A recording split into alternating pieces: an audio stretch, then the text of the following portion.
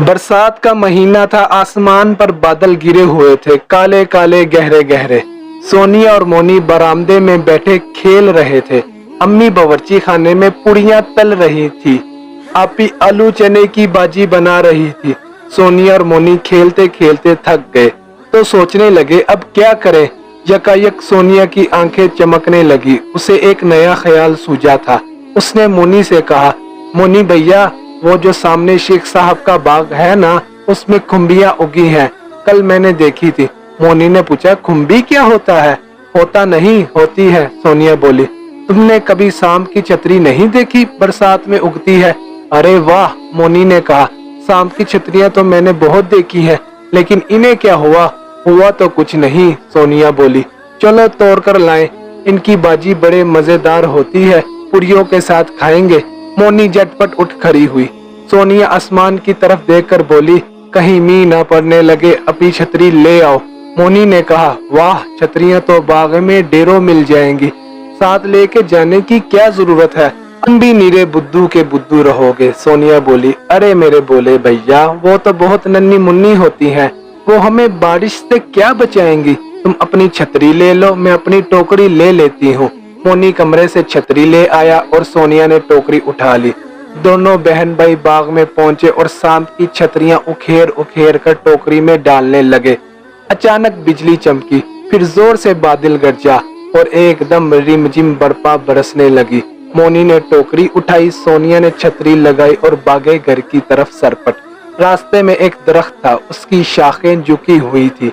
मोनी और सोनिया दरख्त के नीचे से गुजरे तो छतरी दरख्त की शाखों में उलझ गई और इसमें जगह जगह सुराख हो गए।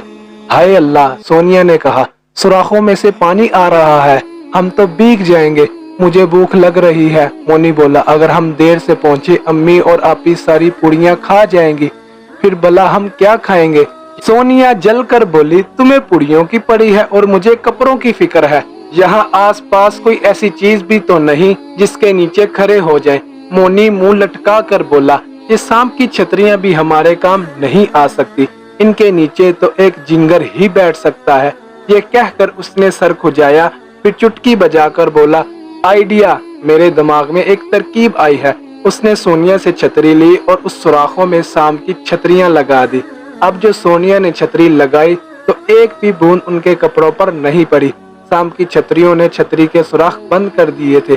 कभी कभी तुम भी अकल की बात कर जाते हो, सोनिया ने हंसकर कहा। मैं तो तुम्हें नीरा बुद्धू ही समझती थी। दोनों बहन भाई घर आए तो पुड़ियां तैयार हो चुकी थी।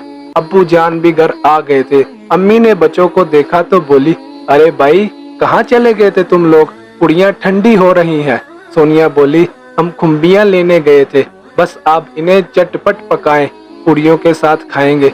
अम्मी ने कहा, अभी तो चूल्हे के पास से उठकर आई हूँ, कल पकाऊंगी, बावर्ची खाने में रख आओ।